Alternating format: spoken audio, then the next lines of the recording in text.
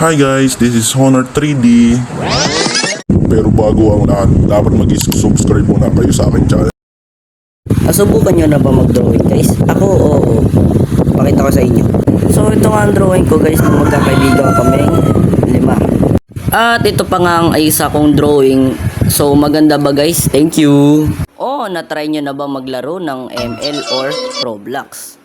Pero ang nilalaro ko ay ice cream. Katulad ng example ko na to, ito.